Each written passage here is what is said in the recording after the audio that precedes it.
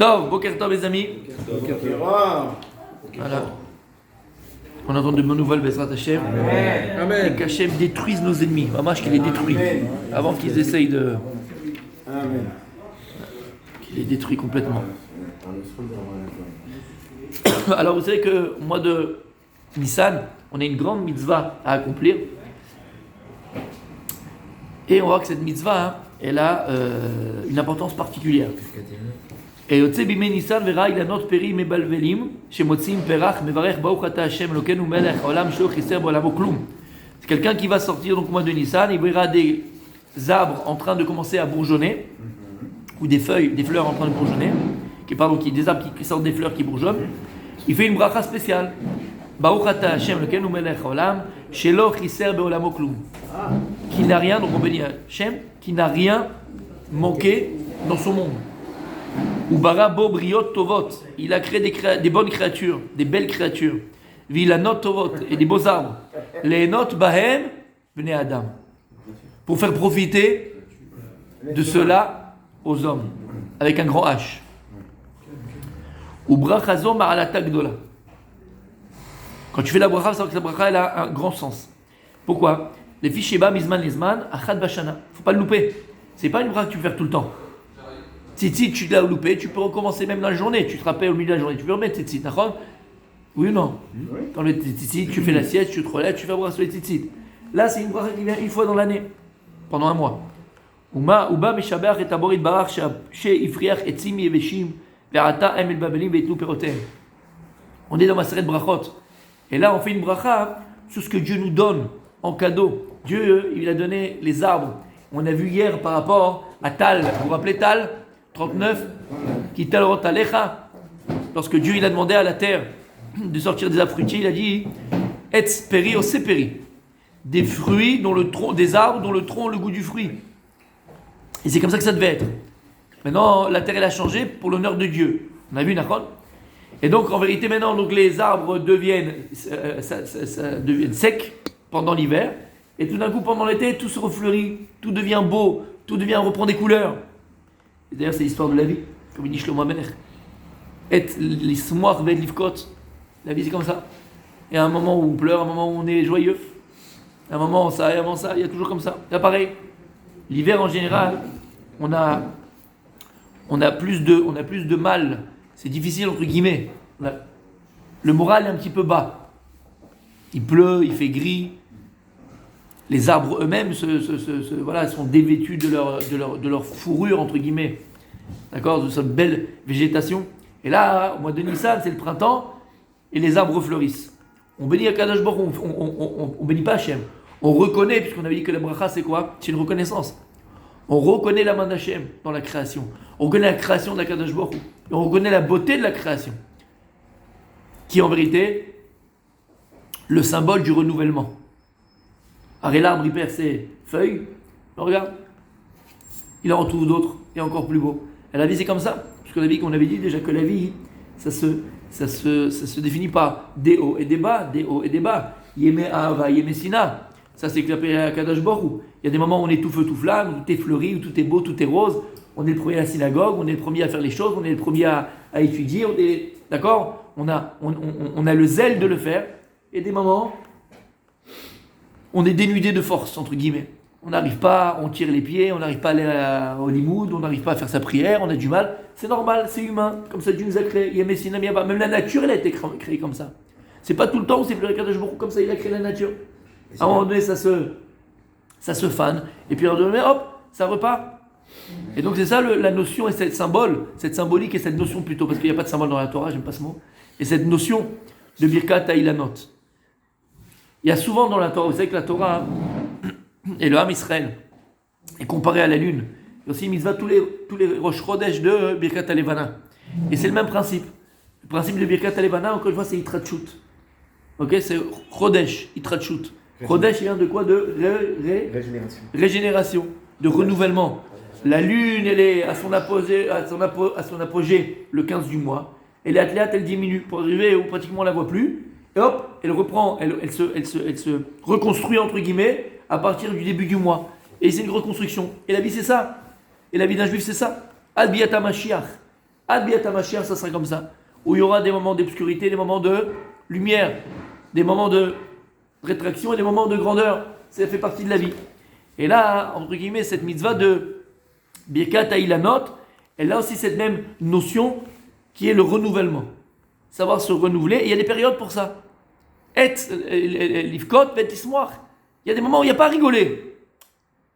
On ne peut pas rigoler tout le temps. Des moments où il n'y a pas à rigoler. Il y a des moments où il faut rigoler. Donc c'est des périodes. Et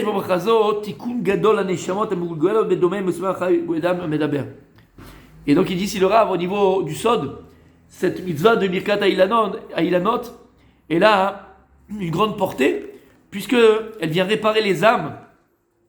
Vous savez que les âmes peuvent nous dévoile le Harizal, que les âmes peuvent revenir en réincarnation. Lorsqu'une personne n'a pas accompli sa mission, et lorsqu'une personne, malheureusement, n'a pas arrivé donc au bout de son potentiel, d'exploiter son potentiel, alors parfois elle peut revenir en Gilgoul. Elle peut revenir en Gilgoul en réincarnation dans des animaux. Elle peut revenir en réincarnation dans la végétation. Et elle peut même revenir en réincarnation dans du domaine, dans l'inerte, dans des pierres, dans des minéraux. D'accord? Et au moment de Birkat HaIlanot, lorsqu'un juif se trouve dans un endroit et Akadosh Baruch Hu l'a mis là-bas, il va faire Birkat HaIlanot. Il faut savoir non seulement ce qu'on vient d'expliquer maintenant, c'est un remerciement par rapport à Dieu et tout là, c'est le signal de Yitrachut, mais surtout, on va libérer des âmes qui malheureusement sont revenues en réincarnation dans cette végétation-là. Et que ces âmes-là, nous dit le Harizal, elles ont une souffrance énorme. Une souffrance énorme, lama, parce que, entre guillemets, ce qu'il faut comprendre, pas dans toute végétation il y a un Gilgoul, hein, pas dans toute végétation il y a une réincarnation, on a compris, ok. Et donc une végétation, elle n'a pas de conscience, telle que l'homme là, elle ne passe pas une conscience, parce qu'il y a un malach qui est proposé à elle. Là, ce qu'on parle qu'une âme vient en réincarnation, que ce soit dans un animal, que ce soit dans un végétal ou dans un minéral, ok, faut comprendre que la réincarnation de l'âme, il y a une conscience. Il y a une conscience humaine dans l'arbre. Donc t'imagines ce que ça veut dire. On ne peut même pas s'imaginer ce que ça veut dire. Il y a une conscience.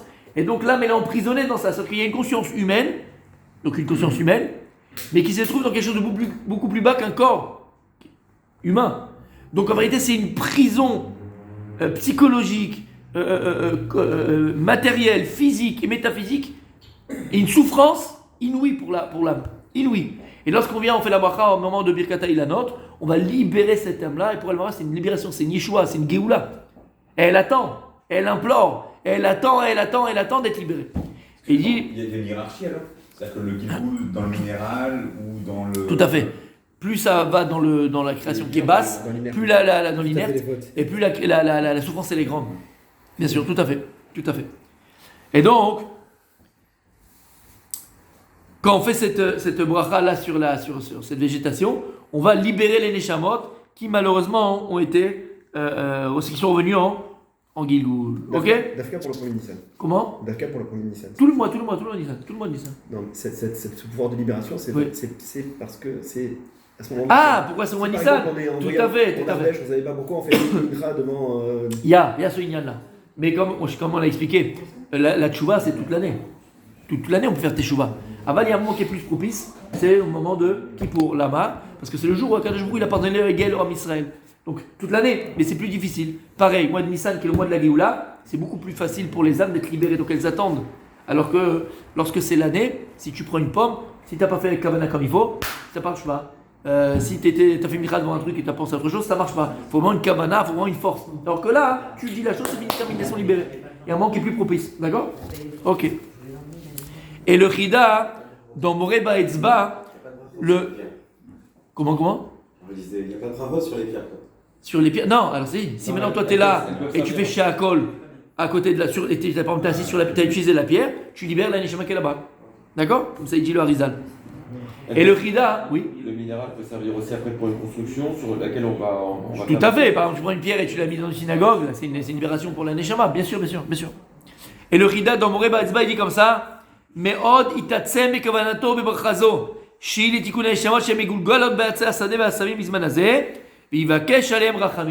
Donc il faut vraiment se concentrer pendant la bracha qu'on fait sur Birkat HaIlanot et penser On ne sait pas, nous, on n'a pas des yeux, d'accord? Mais pensez peut-être qu'il y a des neshamot, et donc des âmes qui sont enfermées dans cet endroit-là, et donc avoir cette kavana. Ok. Emprisonné.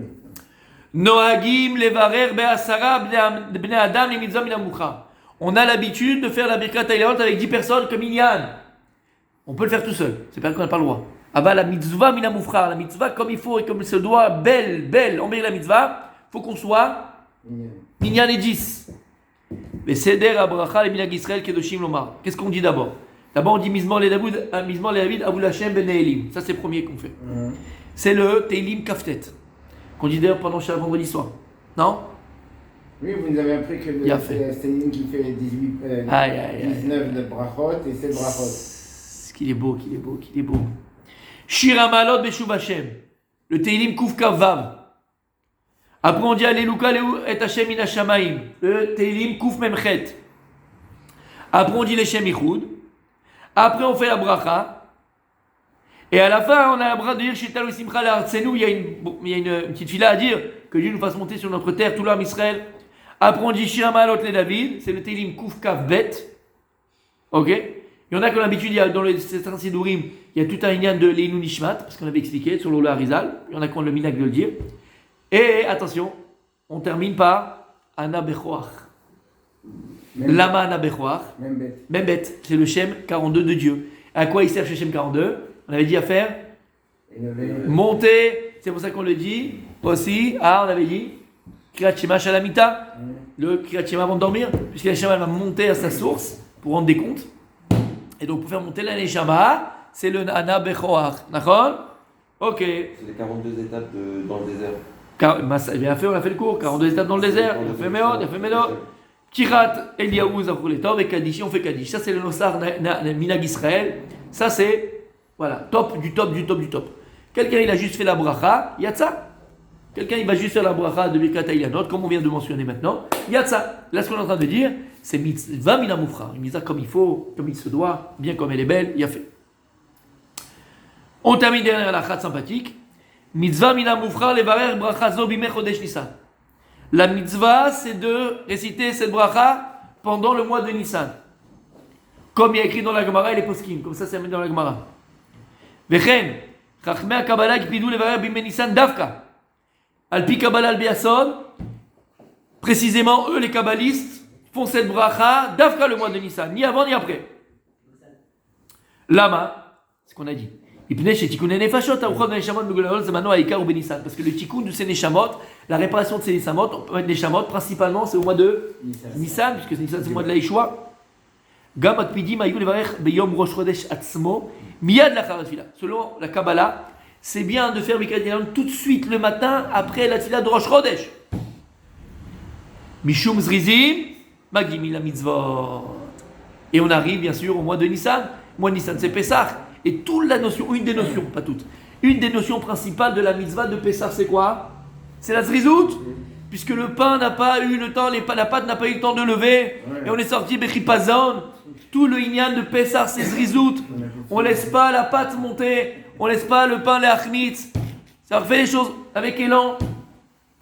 Et donc de la même manière, c'est bien de faire Birkat Haïlanot directement le jour de Rosh Chodesh. Est-ce qu'on fait Shabbat? On avait vu l'année dernière. Alpi Kabbalah, on ne fait pas Shabbat. Alpi Kabbalah, les kabbalistes ne faisaient pas Shabbat. Cette année, Shabbat, c'est Rosh Chodesh. Tout à fait.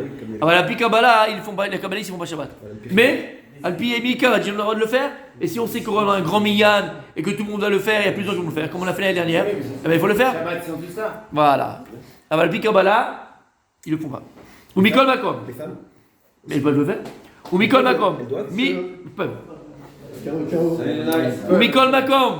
מי שחושש שלא יימצא במקומו אילנות בבלים בניסן ויש לפניו אילנות בחודש אדר יש לו על מי לשמור לברך. Si soit dans un endroit où en général de toute façon il n'y a pas c'est déjà foutu, ils ont déjà sorti les fruits, ils ont déjà bourgeonné depuis longtemps, il ne va pas trouver d'arbres qui commencent à bourgeonner au mois de Nissan, ils sont dans un pays où c'est comme ça, c'est comme ça. Selon certains poskim, tu peux devancer et faire Birkat Haïlanot au mois de Hadar.